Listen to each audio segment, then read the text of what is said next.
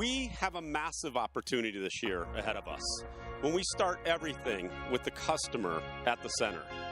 This is Chad Young from iSolved, who is our customer. He is here to share his story with us. And in a sense, Chad represents the 30,000 corporate customers and 75 million small and medium-sized businesses around the world. And everyone in this room represents something as well. Our hundreds of thousands of partners around the world, and our thousands of Microsoft sellers whose shared mission is to collectively serve Chad and our customers. Please give a massive Microsoft welcome to Chad Young. Please welcome Microsoft Corporate Vice President, SMC, Chris Weber.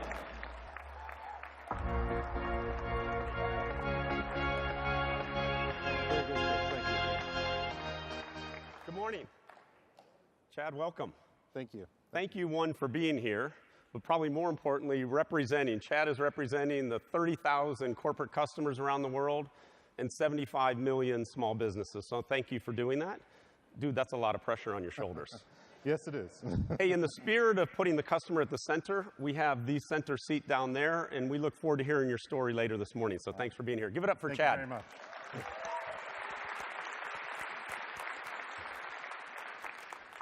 And to all the partners who are here, Microsoft employees, welcome to FY19 Ready and the SMC session. It's fantastic to be here and very excited to share the vision that we have to actually grow this business.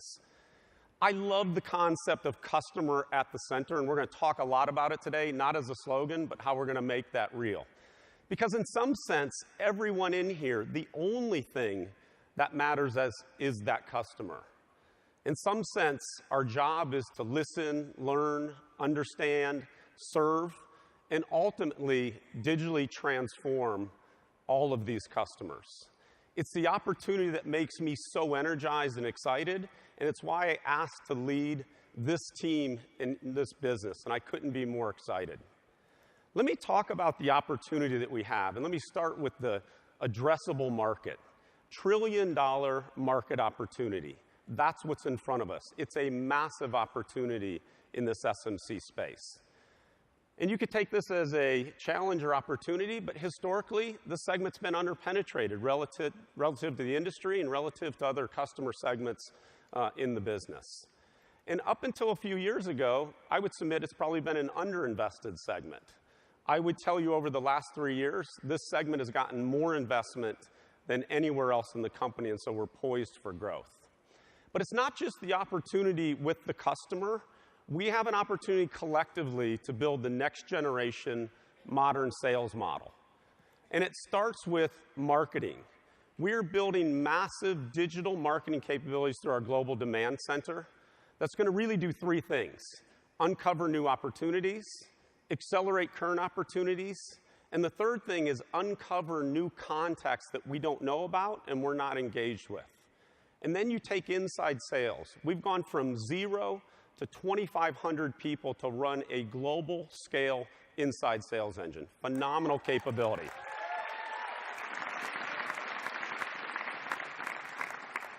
And then you take the deep expertise that we have in the field and the cloud specialists that we'll talk about, the channel managers, et cetera. It gives us incredible expertise to complement what we're doing from marketing and inside sales. And then the largest scale engine in the world is the Microsoft Partner Network. In fact, what I always hear from Keith White, he says, we have unlimited headcount in this segment. It's called partners. And whether it's resellers, distributors, ISVs, MSPs, system integrators, it gives us scale capability.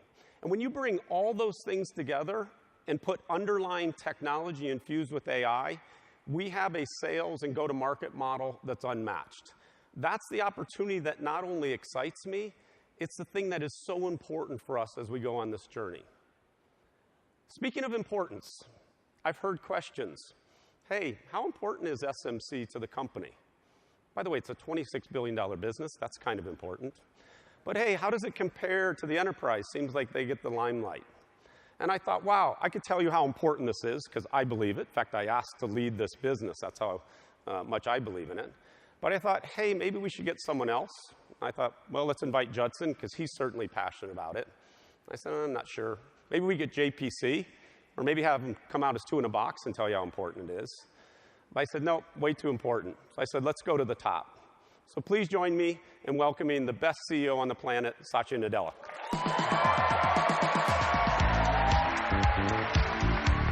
Thank you. Thank you so much. Thank you. Thank you. Thank you. Thank you. Please. Thank you very much.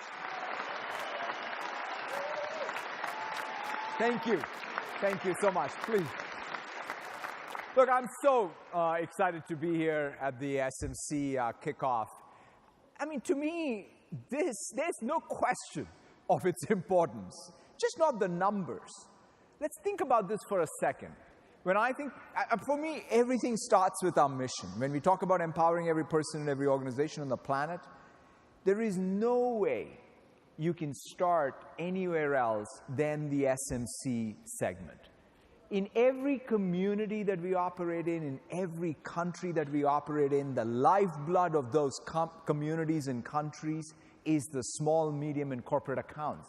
That's where the growth happens. Or when growth happens in those segments, that's our mutual customers, we will have thriving communities, thriving countries. So it's the most important thing for Microsoft's mission, for us all to do our very best job in this segment. So that's sort of point number one. The second piece is products. Yeah.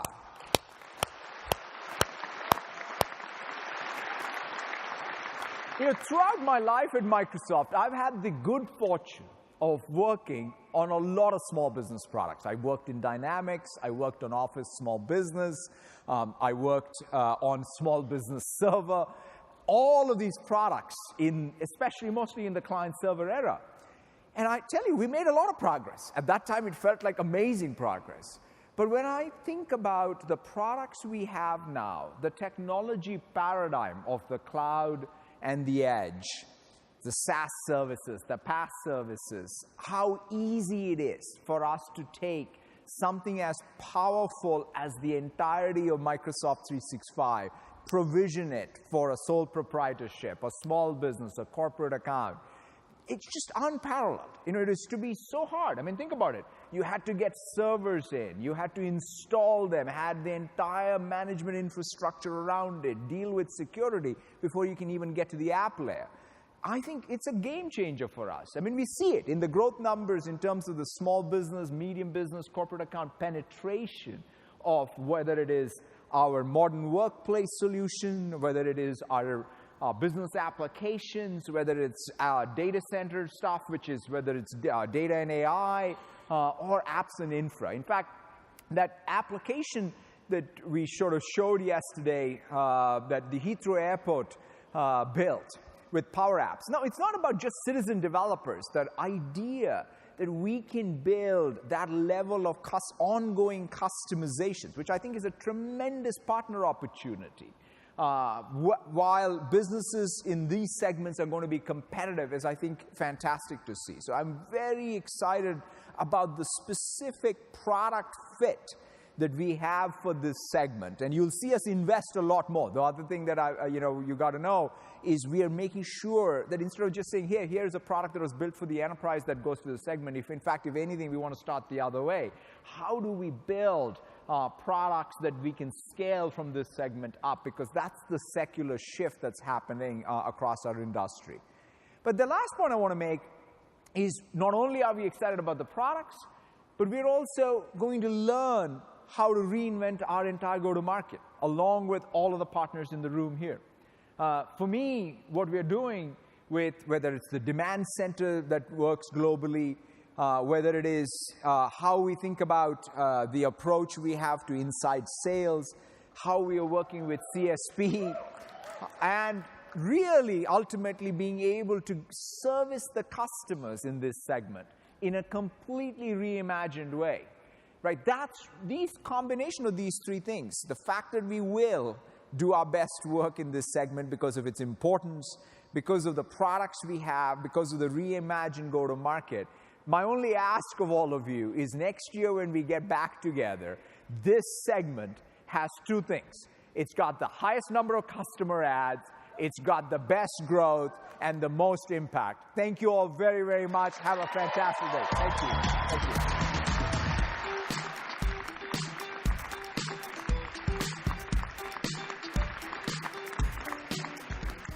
Does everybody think it's important? By the way, we got a very big homework assignment if you didn't listen to that when we come back next year. So I want to talk about the 5 priorities. You probably heard Judson talk about it this morning, but I want to bring a little more context and depth to it. What I would tell you, when I look across the landscape of the businesses, I don't think there's any bigger investment and new capabilities and tools we're bringing to this space to help us achieve that goal of what you just heard about, both around customer acquisition and revenue growth. But I want to start again with the customers. And I changed CPE to make them raving fans. When I think about CPE, sometimes I feel we're just sort of on like rote memory. And I sort of think about CPE as doing the basics. The basics doesn't get it done. I want us to change our mindset to say every opportunity or engagement with the customer, it's an opportunity to wow them and create a raving fan. So it's not about a survey, it's not about some number or checklist. It's really a mindset to change that experience. And that's what I want us to think about moving forward. Whether it's an engagement, whether it's a problem, think about how we can wow that customer. You know, I had an opportunity to engage with Four Seasons years ago, and I've always been impressed with how good their customer service is. And so we had someone come up and speak to us about how they build that culture. And the thing that they said that really resonated with me is they talked about when they have a problem with a guest, and they said, look, we never look to create a problem with a guest, but every problem, they look at it as an opportunity to create a raving fan. And so what they said, it's not about just doing something minimal to resolve the problem. They always want to go so far above and beyond that it wows the customer. This segment over any, and you can hold me accountable, I'll hold you accountable. I want us to be known for that culture as well. It's about building and creating raving fans with our customers. And I think it starts with red carpet. Red carpet is the account transitions that we're starting to do. Again, it's a painful process. It takes a lot of time. It's super hard on our customers. In fact, you can look at just what their satisfaction levels are for the first 6 months in transition. It goes down. The good news is we have great evidence that says it goes up. But we have to do a first-class job on every account transition and use that as the journey to create these raving fans. The second thing you heard Satya talk about at customer acquisition. Look, there's a number of things this year that I actually think we did quite well. If you look at Office 365, our customer acquisition in H1 in the corporate space declined 38%. In the second half, we closed Q4 at 1% growth. So this team did some heroic efforts, but I sort of think you did it without the tools, the incentives, and the programs to drive that. And we're going to change that this year. The first thing we're doing is aligning our channel incentives where we're going to pay our channel across the 3 clouds more to go get a new customer, a new logo, a new workload. Number 2, we're going to change the compensation for our sellers that also pays you more to go do that heavy lifting. We need that. We've made the changes. Those are significant. The third thing, and you'll see this in action later, is on the marketing side, this account-based marketing, ABM. Basically, it's a one-to-many model that's basically targeting customers, individuals at customers, versus what I would say sort of random individuals.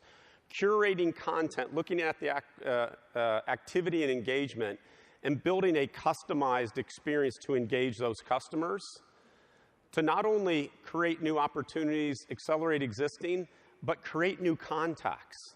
In fact, some of the progress we saw in the early pilot in Q4, we saw over 300 new BDM contacts generated that we didn't know about and have never engaged with to now go follow up on for Dynamics 365. It's a huge investment we're making to help all of us, again, around acquisition, acceleration, and drive new contacts. And then territory alignment. We'll have the opportunity to build territories where we have pure hunting territories or customers where we can go get that acquisition. We'll also talk about renewals because, by the way, that renewal time is the best time to drive people to the cloud and acquire. And then I love this thing we're doing in the field with cloud specialists, where basically we're going to have the single cloud specialist and multi-cloud specialists around going and driving cloud revenue and new customer acquisition. We have over 400 of these specialists. If you're in the audience today, I think you have one of the coolest roles in the company because you're going to have specialization, you're going to have depth, and you're going to be working on the most significant opportunities in this customer acquisition motion. And then the last thing, what we call C3, it's really the programs and investments that we're doing. So if you've heard from the solution area leaders, we will have pre-sales investments and programs across all three clouds through partners to drive and accelerate those opportunities. So I think we're then never better prepared to drive that customer acquisition motion than we are going into this year. Azure consumption, the third thing. In some respects, this is our biggest opportunity to accelerate consumption that we have in the business. In fact, it's quite tied to the acquisition engine, because in some respects with Azure, it's hard to tell what starts as an acquisition, what is consumption, and I think it's this flywheel of getting those going, but it's a huge opportunity for us. The things that we have to help there, not only are the partner pre-sales investments that we have, the same thing I talked about on the acquisition side can be used on the consumption. We're also making or building programs and incentives with our MSPs. Fast Track is coming down into the corporate segment. My ask for you there, because there's still a hurdle to be over, let's inundate our Fast Track and make it so successful that the next thing they do is even bring the barrier lower so we can cover our full set of corporate accounts. And then the one thing we should really go do, both on the acquisition and consumption, we have the most incredible offer right now. Hybrid use benefits, plus reserved instance, plus the new end-of-life support program we just announced for Windows Server and SQL Server 2008, where we basically, if you take that to the cloud, we'll give you 3 years of security patches as part of that investment. That is an unmatched offer in the marketplace. It beats any competitor out there. We should go out and take every customer through it and do unsolicited proposals. That's the way we'll drive acquisition and ultimately consumption on Azure. And renewal.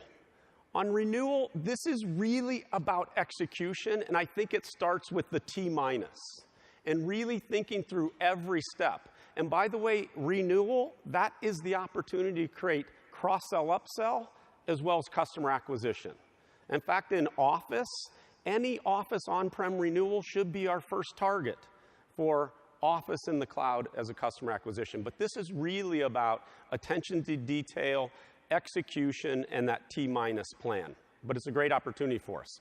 We should use things like the end-of-life support to drive people to the cloud. We should articulate the benefit of hybrid use benefits. And then with reserved instance, our ability, when you take hybrid use plus RI, it gives the customer up to about 80% off of the list price of our services. We have a phenomenal offer in place. We should not have a single customer not move to the cloud or move to a competitor's cloud because we have the best offer there. But again, it starts with that execution from all of us. And then from an orchestration and co-sell with partners, look, this is our biggest opportunity. For the partners in the room, I think there's 3 things you want to think about. Number 1, what is your superpower? Right? What is your towering strength? And I get it, there's partners who do everything, but I will tell you when you come into someone with Microsoft and say, we do everything great, it's sort of that conversation where it goes blah, blah, blah, right? The thing you want to think about, what is your superpower? What are you the best at? That's number 1. Make sure people know that. Number 2, what are the geographies where you're strongest or you've invested? And number 3, where in the sales cycle do you play or want to play? That allows us then to align to where your solution area is, what geographies we should engage, and then how we should think about the sales cycle. And in many times, you might not be in the stage of the sales cycle is our sweet spot, but that's where then the solutionary teams have been bringing programs and investments to help in that area to cover costs to help accelerate that. But it's a massive opportunity. If we can take 1 + 1 in this with partners, we have the ability to scale like no one else. And then from an IP co-sell, this is the greatest program for partners and our field.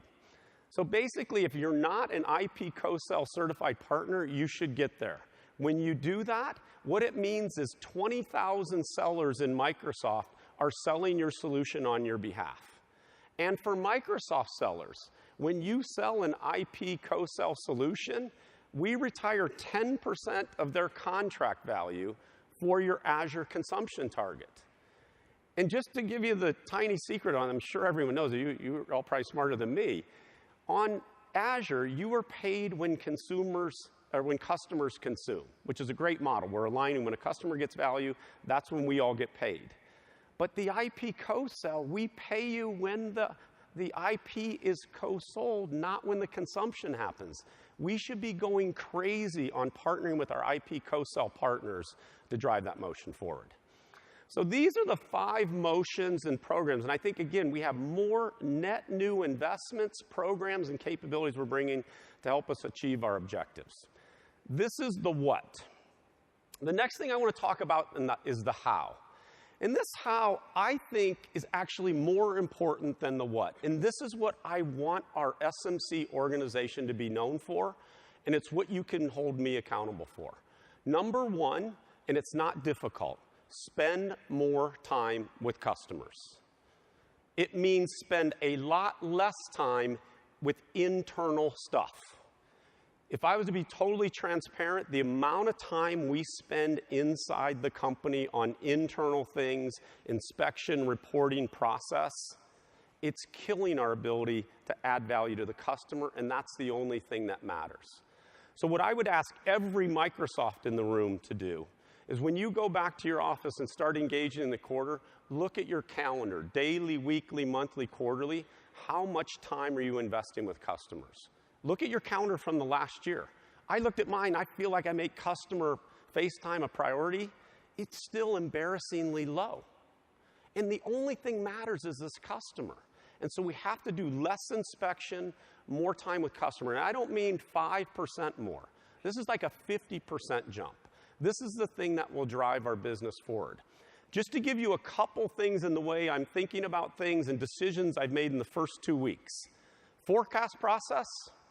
I'm announcing today, we will not spend 1 human minute for anyone in here on forecasting. There is no forecast in SMC anymore.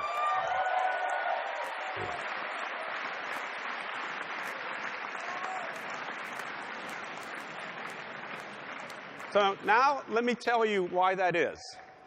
We've had an AI model in the company, it's called Commercial Predict, that has been running for 8 quarters. At the global SMC level, so SMB and corporate, 7 out of 8 quarters, it has been more accurate in predicting the quarterly results than all of you. So, and by the way, Amy Hood only cares about the SMC level at a global level. So I have told her I will be accountable for the forecast, but I'm going to use an AI model only around Commercial Predict.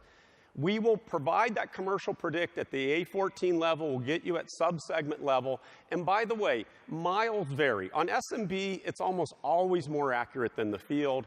Corporate, it's about 50-50. But the time we spend to predict the future, which doesn't contribute to the future, it just predicts it, I'm willing to give up that accuracy at that level to convert that to productive cycles and FaceTime with the customer. The thing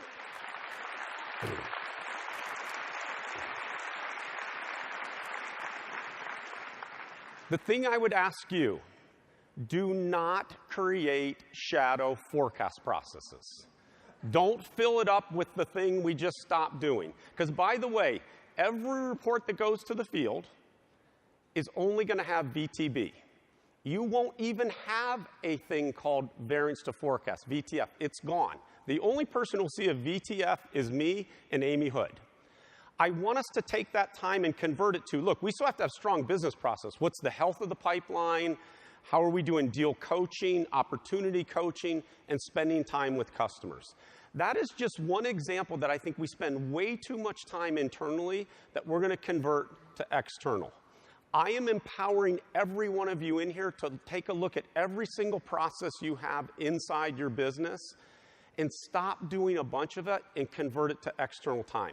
I promise you, the things that Satya talked about that he wants to come back and look at, which is customer ads and growth, I will add a third one. We are going to be known in this company, in this industry, as the most customer-centric company on the planet, bar none, okay?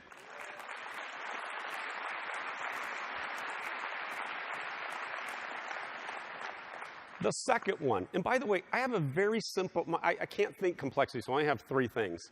But really, if I think we could double the stock price, I think there's only 2 things we have to do collectively, both in this segment and enterprise, and I've articulated this a ton. It's why I have so much passion about now leading this segment. But there's only 2 things we have to do. It's not complicated.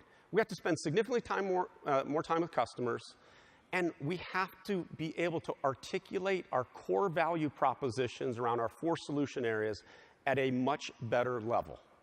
Simple as that. If we could wave a wand and say everyone could do 200-level presentations around the 4 solution areas, talk about digital transformation, have customer case studies, and we doubled our customer time, I think our stock price doubles. It's not complicated. So let's not make it complicated. But the same thing I talked about with customer face time, we have to build our capabilities up. Everyone in our organization, individual contributors, managers, M2s, up to myself, we have to be great at articulating the value proposition in front of customers. And I will tell you, it's not easy. I've been on a journey over the last year as running both SMC and enterprise. I did 60 customer EBCs last year. Most of them were enterprise. I will tell you, at the beginning of the year, I was awful articulating our digital transformation pitch in the 4 solution areas. I could maybe do a level 50 on Office 365. Dynamics, I could spell D365. That was about it. But it's been a journey for me over the last 12 months, and I look and say, I've had the opportunity to do 60 EBCs. I've sat through executive presentations at the EBCs. I've asked EVPs and CVPs to train me. And so then I think about, wow, how does a field seller, an individual in the field or manager actually get that? Because I have a luxury that you don't, and it's been super hard, and I'd still say it's a journey for me. And I don't know what the magic answer is, but I think there's one thing we have to do is we have to start making time and going down that journey and really having a hard conversation, looking in the mirror and say, can I do the pitch? Role model the pitch. Fail.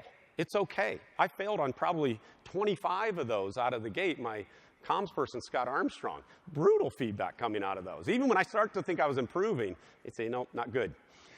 But I think everyone, in fact, when I come to the field, the 2 things I'll ask you is how much time you're spending with customers, and the second thing is how much time have you put on the calendar to intentionally build your skill sets and capability. And by the way, Kim Akers is doing some phenomenal things around learning and readiness. Don't wait for that. Right? It's a massive effort. It's not that we lack content. I mean, content's everywhere, and that's part of the problem. But seek out the people who are the gold standard and do the pitch. Make them role model. Video your own. Do it with your manager. Manager, do it with your team. We have to go down this journey. We have to give permission to say, it's okay, I'm not good at it today. And now we give permission to say, we're going to fail at doing it out of the gate. But I want to use this next 12 months in the journey to say we are the most capable, most trained, and most able to communicate our solution areas and digital transformation pitch than anywhere in the company. And I want us to make the time for that. Don't wait for someone to solve this on high. Go make the time and start that journey. Again, if we did those 2 things, I think our business and growth and all those things will magically happen. But this one's key for us to get, and we have to be honest in terms of our starting point. And then the last one, which sort of starts with the beginning on customers. We spend too much time at the company reporting the news, not making the news. Again, it starts with internal processes. You know, I hear this saying before, it says, if you weigh a cow on Monday and that cow doesn't weigh enough, when you put the cow on the scale on Thursday, it's most likely still going to say it hasn't weighed enough. And I think in some sense, we do that with our business. We look at the business on Monday, at nauseum, all the numbers, and it says we haven't sold enough. And then we create a new report on Thursday, and we look at it again, and it says, lo and behold, we haven't sold enough. Let's all basically spend less time reporting the news and more time making the news, which gets back to the customer. Thank you.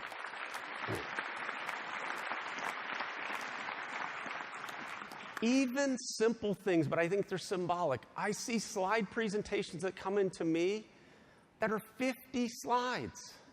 I don't want that. In fact, I just told you I'm a simpleton. I can't consume them. And so I would say minimize slides. And then second of all, don't put builds on them. Don't put colors. Make them black and white. We should not be spending time on crazy-looking internal presentations for our business. Where we want all that energy and focus is on the customer. And so little things, I think, become big things. So again, I talked about the what, the priorities. The how, to me, this is the thing we're going on the journey. And I think we're going to change the company, and we're going to start it here. And again, it's customer at the center, but that's not a slogan. We have to do it in everything. You can hold me accountable. I'm going to hold you accountable. That is key. Number two, build our capabilities. Let's go on that journey together. Let's make the culture. It's okay to fail. It's okay to say I'm not there, but let's start that journey. And the third thing, let's spend a heck of a lot more time making the news and not reporting. If we do that, I think the journey we're going to be on is going to be fantastic in FY19. Okay?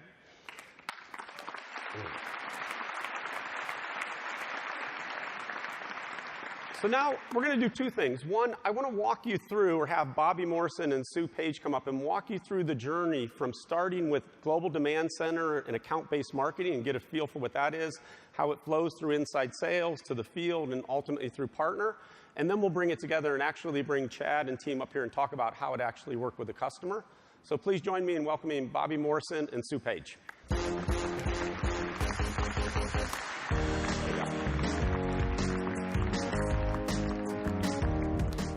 How's everyone doing? Yeah? Hey, so I'm going to pull a bit of an audible. I think we should start with a big thank you. I'm so proud of everybody in this room, the accomplishments from last year, and our future that we have in FY19. Now, I have a counterpart who's over in T-Mobile Arena with the enterprise team. So I thought, since we have so much pride in the room for SMC, maybe I'll take out my phone and stream a big round. We'll see how loud this room can actually get. So on the count of 3, I'm going to send this to Deb Cup. And I just want to get a good shot of you guys. And one more round of applause for FY19. What a great performance from this room. 1, 2, 3, go!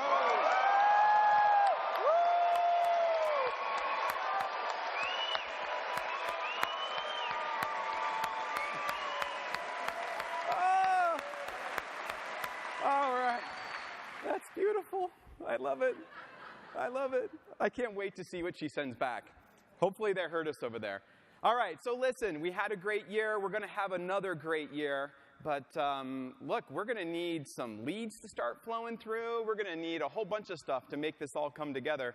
And my partner in crime here, Sue Page, is going to tell us a little bit more about what's going on with GDC. Now, I know what GDC is. Yeah. But in order for us to get customer ads, maybe it might be helpful to give everybody in this room an update on what GDC is. Well, first of all, hi, everyone. Thank you for inviting the GDC to your session. We're thrilled. And I want to do a sneaky thank you here, Bobby, because we've been on a big journey this year with all our demand response teams worldwide. And I want to say a personal thank you to you guys. So if you're in demand response, thank you so much. You've been a great partner this year. Thank you. So we are going to talk about account-based marketing. Chris did a great job actually earlier summarizing it. I just want to talk a little bit about the GDC because a lot of people have heard of it, but they don't really know what it is. We're a globally scaled digital customer acquisition engine for the company. We don't just do that. It's a big investment we do there, but we also do digital lifecycle management, so driving usage, driving fans. So we do the whole life cycle in the GDC, and it's a kind of multi-$100 million investment for the company, and it's really quite new. It's only been around 2 years, so we're very excited about it. There's lots of investment, lots of energy. Account-based marketing is our newest motion, only sort of 4 months pilots going. So let's talk about it, Bobby. Yeah, we should talk about it. So account-based marketing, means a lot of different things to a lot of different people. Maybe you can help the room understand a little bit more about how we're thinking about it here at Microsoft. Sure. So yes, ABM, account-based marketing, it's a term we hear in the industry all the time. We get a bit of confusion because a lot of people think of it as a real depth marketing plan that a marketing person would build with an account. In GDC terms, because we're a scaled digital engine, we're really trying to go after a programmatic, scaled ABM approach. Not the one-to-one, but the one-to-many. And in our terms, that's somewhere in the region of, for each ABM play that we're going to do, about 2,000 to 3,000 accounts within that. So, you know, that's our definition, just to make sure that people don't get confused. We know how this works, though. Like we talked a little bit earlier, enterprise gets all the love. They always get stuff first. So when is this actually going to come to this room? Yes, we do hear that. We do hear this kind of, you know, first amongst equals things. Well, I want to tell you guys today, even though Judson has been announcing account-based marketing as a big investment for the company, which it is, the only team we're really spending it on, the only group, the only segment is you guys. It's SMC first. That's good. It's a huge, huge, huge investment. We're gonna build it for you guys, and then we're gonna scale it out to enterprise. So we're gonna put all our eggs in your basket this year. We like that. We like that, right? We like that. So hey, maybe we can spend some time on how it works. So maybe help us understand how does account-based marketing go end to end? Yeah, sure. And Chris did a good job. He summarized, you know, some of the motion. But this is how I think about it in terms of the key things that we do. The first thing, which is really important for the guys in the room who are sellers, there's somewhere in the region of 40 sales plays which are landed with you, and there's the motions that you get trained on. We decided we didn't want to go off and do an account-based motion separate play. We decided to pick 7 of those sales plays and invest our ABM dollars behind those 7 plays. And what that means is we're going to take those 7 plays, we're going to build content explicitly designed to reach into the customers most aligned to each of those plays in terms of their business need. Super cool. Yeah. And so what that means is we can really customize that content. We can really put all of our dollars into those accounts, reaching into them. And we kind of use the usual tactics for that. So we do a whole bunch of media. We do kind of things like social. We do mail on behalf of. But it's focusing our dollars and our effort into those targeted corporate accounts. So you can imagine those dollars are far more effective in terms of reaching in and generating contacts and generating interest in those accounts. It's not the GDC broad motions, reaching developers and IT pros in a very breadth, millions of customer way. It's reaching into those very specific accounts. So that's awesome. That actually creates massive lead generation for our corporate account teams, stuff that they maybe didn't have last year. So it's great for sellers. That makes sense. Tell us a little bit more about how it might fit for partners and for others. Yes. So let me just finish, because there was one thing I wanted to say on that slide which is super cool and super important for you guys, which is as we reach into those accounts with those dollars and we start generating all these net new leads and nurturing them with customized content, we use machine learning to reason over all those interactions. And we know at some point all of those engagements create what we call a marketing surge.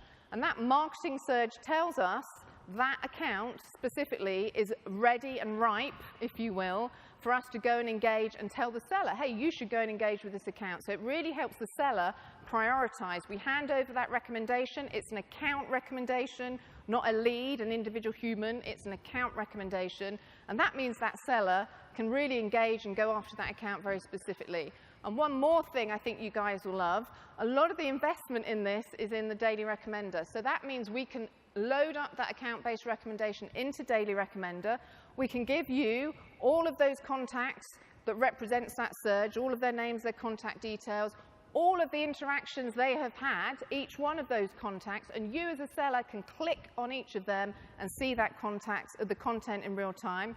And we'll surface up to you all of the content that will help you go and have that conversation, PowerPoints, you know, all of the email templates. So you get a payload as a seller which helps you close down and go and do that conversation with that customer on that specific recommendation. So it's a fully integrated motion.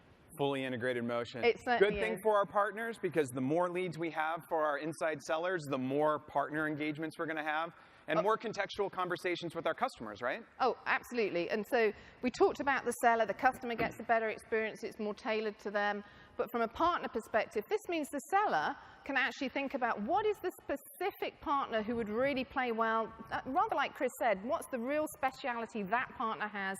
So rather than something like an Office 365 lead, we can see they're engaging in telephony content. Right. So let's go find ourselves a partner who has telephony expertise and bring them in at that particular time. So right time, right partner. Right time, right partner is a good thing. Hey, so you guys have been doing this now for about 6 months. Right. What are some of the early learnings? Yeah, so we've had a 6-month pilot phase going on in English-speaking countries, UK, US, Canada, Australia. And we've had great feedback. We've actually been working with sellers on the ground. They've been giving us advice on what we can improve, what we can change. The 3 things I just wanted to highlight, and Chris also touched on this, is it's not just about new opportunities. Actually, what an ABM recommendation can do is help you engage with an existing opportunity. One of the things we hear a lot about is one of the main dispositions a seller has is, hey, you know, I'll get right back to you. I'm thinking about it. That's the customer. And it's really hard then to go and engage in a way that makes it, you know, not uncomfortable for the customer or Right. not pushy. This ABM recommendation means, hey, Bobby, I see you actually, maybe you're thinking about some security point of view on this. I'm always thinking about security, I'm sure Sue. you are, Bobby, yes. Okay. So that's one thing. It's accelerating existing opportunities. It's also obviously delivering new opportunities. And one of the things we've seen with these highly engaged accounts, they're highly engaged from a marketing perspective. We've seen anything from a 4 to 7 times improvement in close rates, win rates, on those engaged marketing accounts. Would anybody like 4 to 7 4 to times 7, and that's improve? a low estimate. Yeah. That's You want pretty good, that? right? Oh, no. Yeah, I think that's pretty good. That's pretty good.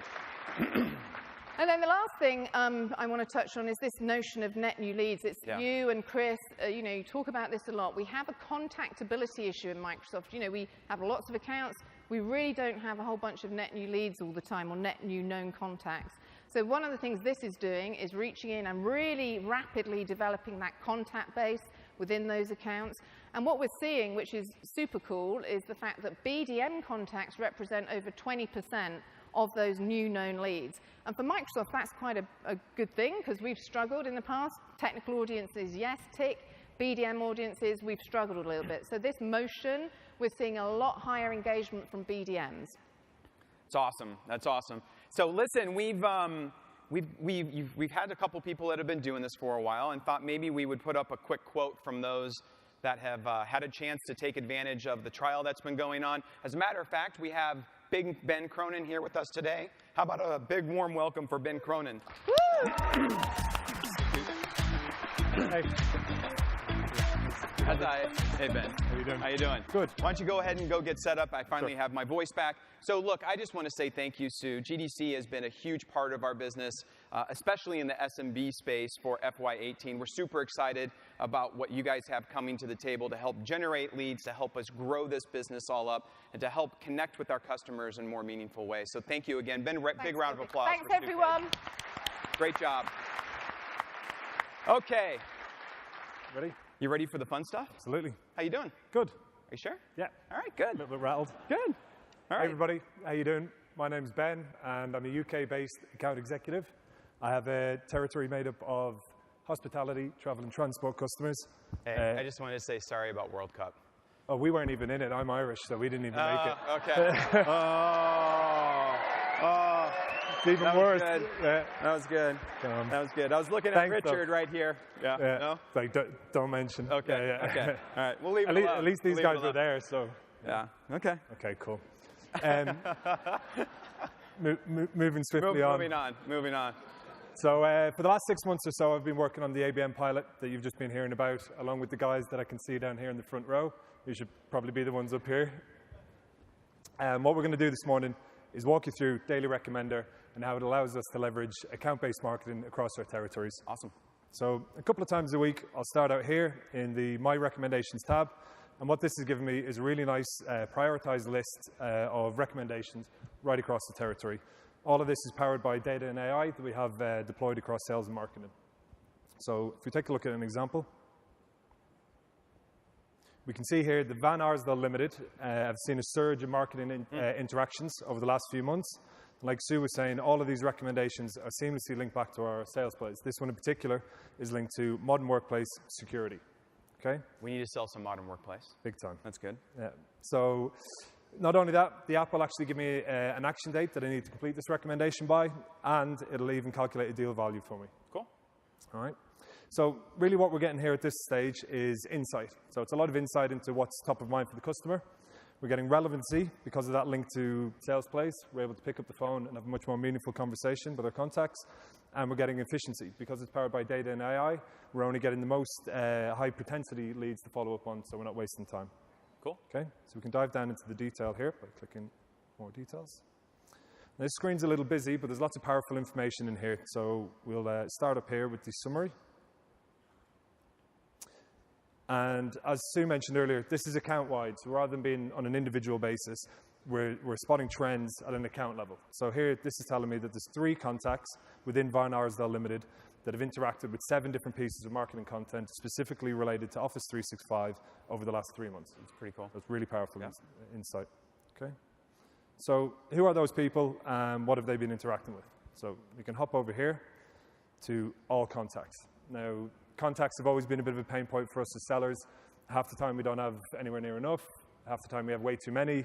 And nearly all the time they're outdated. You pick up the phone, somebody's moved on to a new organization, or it can always be a bit of a challenge. But what Daily Recommender has given us here is 2 things. So under all contacts, it'll give us all of the existing contacts that we had in MSX, which is our internal version of D365. Nice and simple, names, titles, mobile numbers, emails, all there ready for us to call out on. But the really powerful thing in here is that we'll also be given any new contacts that have surfaced through the ABM program. So contactability is a pretty big deal. I think everybody in the room has brought this up at some point in time. So not only will I have the contacts from MSX, but I'm also going to be able to pull in everything that account-based marketing has identified. Absolutely. And those individuals that have been interfacing with it and pull that into this here. That's a huge benefit and will grow contactability. What we found during the pilot was a lot of the new contacts that were coming through were often outside of IT. Yeah. So new BDMs in new lines of business, which is obviously fantastic. Fantastic. So what we can do now, which is really powerful, move on to the recommended contacts tab. And this is going to give us a prioritized list of contacts based on who's the most engaged. So we know that Miranda Sanchez, the mobile productivity application manager, is the most engaged contact within this organization. And if we click on this icon, we can find out exactly what she's been up to. She's been busy. She has been busy. So there's some interesting stuff in here. So we heard yesterday Satya talking about our need to discover and help our customers with unmet and unarticulated needs. This is basically giving us our customers' unarticulated needs up on a platter. So this is a new contact, Miranda Sanchez. We've never spoken to her, and we already know exactly what's top of mind for her. So she's interacting with our Office 365 and cloud content. We know that before we've even picked up the phone. Awesome. What's also really interesting, we can check the activity dates. So we know that this is all fairly recent activity, and it's been going on for a number of weeks as well, which shows that she's regularly sort of checking back. So it's obviously top of mind. One cool feature that came out during the pilot was a request for this little URL link here. Mm-hmm. So now that I know that this ebook, for example, Miranda's downloaded, if I click on here, it'll bring me straight through to the content. Oh, so now you'll actually have the account-based marketing material that they interacted with. So you have context now for how to have that conversation. Right? Absolutely, yeah. So it's easier for us. Cool. We can bring ourselves up to speed, but it's also much better for the customers. We're not wasting time on general qualification calls. That's good. And we can familiarize ourselves. So, okay, so this is looking like a fairly strong recommendation. So we know we're going to be getting in touch with the customer. So how do we prep for that call? So moving on from contacts and onto content, we can come down here, hit the prepare button. That's going to pull us straight through to the security sales play that we know this recommendation is linked to. We can get ourselves up to speed before we pick up the phone. That's going to cut down a lot of the internal administration time. Usually before this was around, we'd be going out to disparate systems, trying to pull different bits of information in before we could get on the phone, and now it's all right there in a couple of clicks. That's awesome.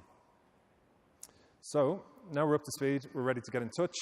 Usually you'd spend a while trying to sort of build up the right piece of content, the right response to get in touch and really nail that response.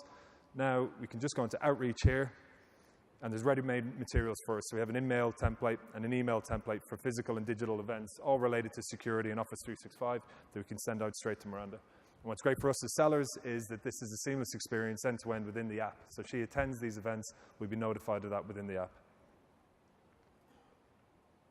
So going back to the details tab, Outside of the ABM recommendations, this is also giving me a breakdown of all of the other recommendations for this account.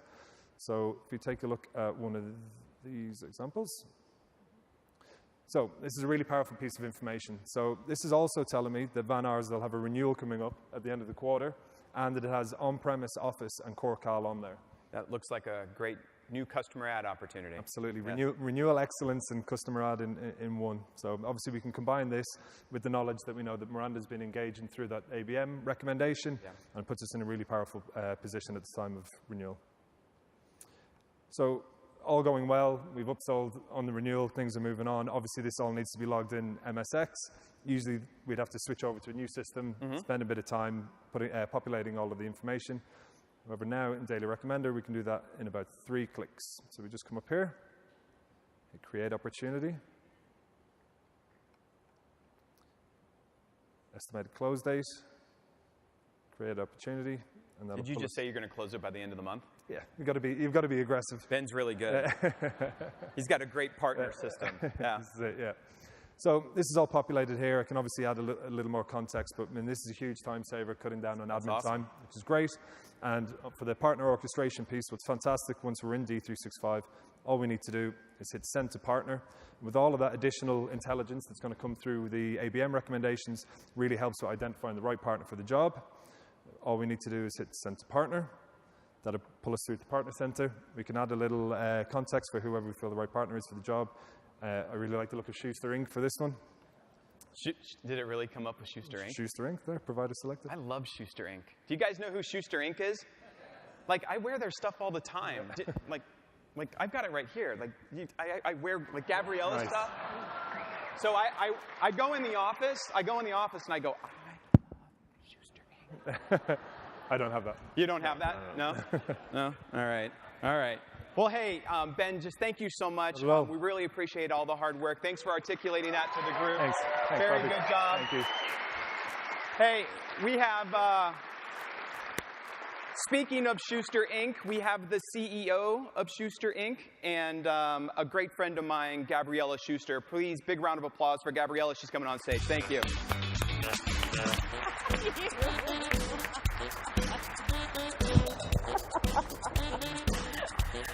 Oh, man. All right. Well, I did not expect that. Well, so welcome to SMC. We are going to rock it. And, man, I have to tell you, we have. We have had such a phenomenal year together. And what I want to do is I want to just share with you a few of that, like a story that is the story reflective of what happens every single day. Putting customers in the middle, putting customers first. I want to introduce you to iSolved. Roll the video.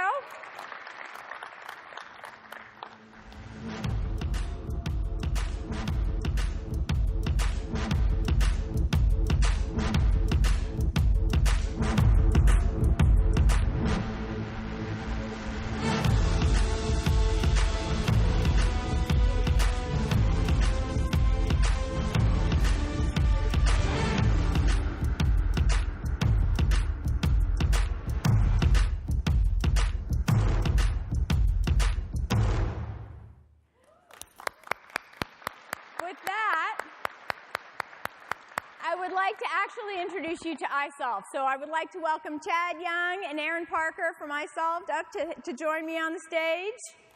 And then I would like to welcome, come. And then I'd like to also welcome Greg Henson, who's our partner from the Henson Group. Come on. And then I want to welcome Sam Laschewitzer, who's our inside seller. Welcome. Welcome. Thank you. Welcome. Thanks, Gavriella. Welcome. All right, have a seat. Let's tell this story.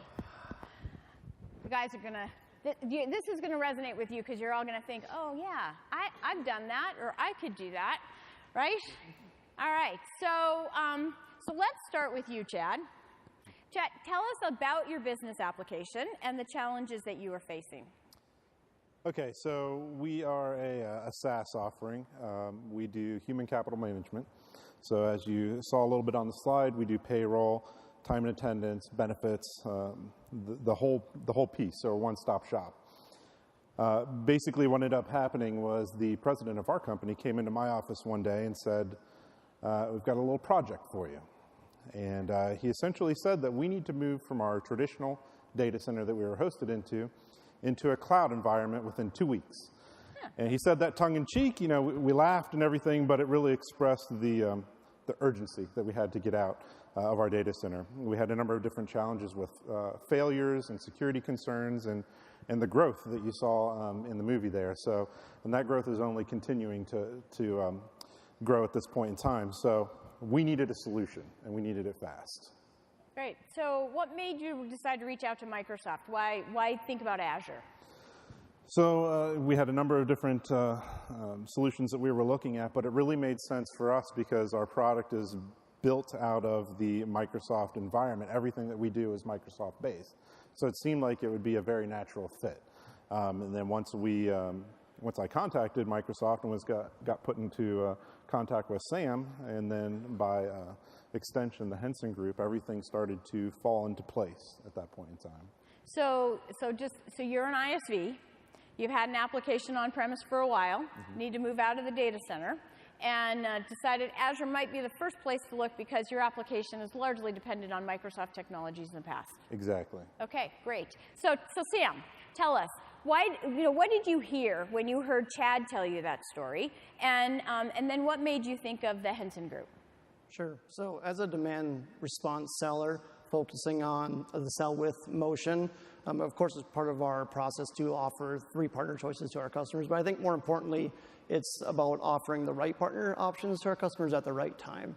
So when talking to Chad and iSolved, it really is just simply about listening to their business needs and some of the concerns that they're talking about, like Chad was saying about some of the security concerns that they had, along with the aggressive timeline that we were working with, and really just the size and the scale of the project in general were all key points that that iSolved needed for their success.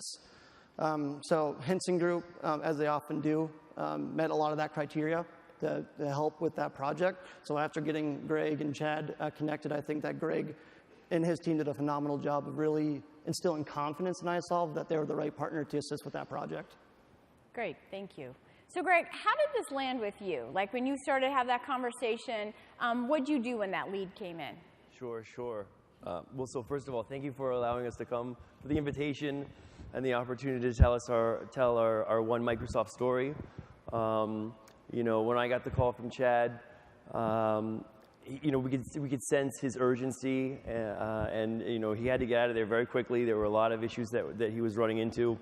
The first thing I did was assemble a conference in right away that day. Our head of services, Abik Duda, one of our Azure MVPs. We have several. And within a few days, we had provided him full pricing, a migration plan, an architecture, and actually, we even did a POC within those first few days. So wow. We met the velocity of the speed that he needed at that time. Yep. And so, I believe Chad chose us as his CSP provider because we were able to meet the speed and quickness that he needed, but also we wrap in there a lot of services and IP into our CSP offering that provided a lot of value for iSolved. So let's take a step out of this opportunity for a minute and give you the opportunity to share a little bit of the background about the Henson Group. Sure. So Henson Group is a global provider of CSP licensing, managed services, and consulting. We're unique in that we do wrap in services and an IP into our CSP offering. We are currently in Canada, US, Mexico, Argentina, Colombia, Costa Rica, as well as UK, Kenya, and Africa. And I work out of our US headquarters, which is on the 85th floor of the World Trade Center in New York City. Wow, okay, great. And can you tell me a little bit about how your business has grown through the opportunities of working with Microsoft? Sure, definitely. So, 2 years ago, we were a local SI. We had about 12 employees. We were growing. We had 0 CSP customers. CSP wasn't around 2 years ago. and we were growing about 10% annually. Then CSP came out, and like Vegas, we went all in on CSP, and we were so happy that we did it. It was a great program. Now, fast forward 2 years later, we have over 100 customers in CSP, over 100 employees. We're in 9 different countries, and our revenue is actually growing 25% every month. Every month. So from 10% 10% a year to 25% every month. Wow. Yep. All right. Well, so Chad, let's jump back into the storyline. So how did this all go? You talked to Greg, and then what happened? Yeah, so once we got put in contact with the Henson Group, at that point in time, we didn't really even know what was available as far as the partners were concerned. So our big concern was we had a huge complex environment. And Aaron, what did the end result end up being in Azure? Yeah, we were pretty well entrenched in a traditional data center environment, and our group of engineers had minimal to no experience with Azure, so we needed a group that we could bring in that could provide some context and some guidance for those areas. And when it was all said and done, what was a fairly large, complex environment in a traditional data center, we ended up with over 260 VMs in Azure, multiple terabytes of storage in Azure, we had a full DR environment set up when it was all said and done, so we got the whole process in less than 4 months. Less than 4 months, wow. And so did that meet your needs? Yeah, and on every aspect of the experience, I guess not only were the needs met, but expectations that we didn't even know we had were fulfilled. And I think kind of the throwback to a raving customer, given the fact that we had to migrate this entire environment, 109 different partner environments with 0 outages over the course of 4 months was exceptional to us. And we were very, very pleased. Well, we like to surprise and delight our customers. So, Greg, this sounds great. Did it all go smoothly from your side? Like all major projects that have to be done by tomorrow, of course we ran into speed bumps. It's to be expected. We had some great project managers on this project led by Ralph Bruno on our side. But also we leveraged our Microsoft Premier Support for Partners agreement. That really helped us get to problem resolution a lot faster than we could have. But I'll also say one thing that was really unique about this, oftentimes Microsoft will hand us a lead and they kind of walk away. In this case with Sam and his management, they had the pulse on this migration the whole time. Anytime we had an issue, Sam, his manager, Kara Colden, her manager, Kelly Obach, jumped in, escalated everything up to the product group, and got us the results that we needed to deliver on time and under budget. Yep. So that was a really huge help. So in the background, you guys had a really strong partnership. You were tightly connected. You were checking in. Great job, Sam. Thank you. And making sure that we were just meeting the needs all along the way. And then we brought all of the forces of Microsoft with Premier support and all of the kind of resources and programs we had in the background to the fore. And on your side, all you knew was this just worked, right? Yeah. From my point of view, with Sam and the Henson Group, it was very fluid and very painless. That's so awesome. I was very much appreciative of that. Great. So Chad, now that we're done with this part of the project, the urgency, what's next? You say, hey, thanks, Greg, bye, or like, what do you think? What are you thinking? Well, so part of this whole thing was, the urgency with which we had to approach this project. I didn't want a hard sell on all these other different options. I didn't have time for that. And thankfully, all they cared about was what I needed. As a result of that, and the technical expertise and the responsiveness that I had with Henson and Sam even, I've drug him into a lot of problems as well. All that stuff got sorted out so quickly that now when I have a new project, like for example, we've got a new code base that we acquired that's in AWS. And I'm thinking, we don't know AWS, how am I going to get this out of AWS and possibly into Azure? Henson Group. Without a second thought, that was the first thing I thought of. So, Now he's my hero, so that's how happy we've been with the whole situation. That's awesome. So the key takeaways from this really are make it easy for the customer, right? We want to be the provider that's the easiest to do business with. Make it easy, be agile, listen to what the customer needs, make sure we get the right partner in at the right time. Build that relationship. Don't go for a hard sell. Go for just delivering on early and under budget what the customer needs, and then you grow the relationship from there. Because you know what? That customer lifetime value grows and grows, and it creates a win-win-win. A win for Microsoft, a win for the Henson Group, and a win for iSolved. So thank you so much, you guys. Really appreciate your partnership. Thank you.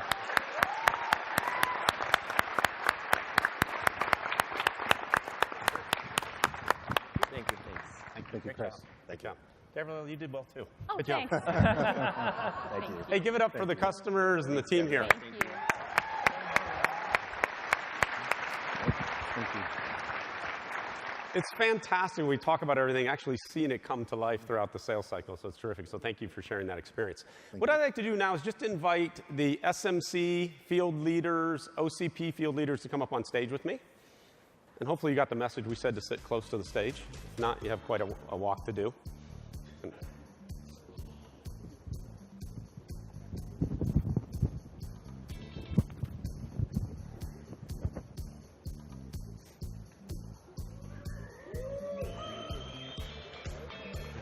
You didn't even know you had this many leaders all invested in you, did you? Fantastic.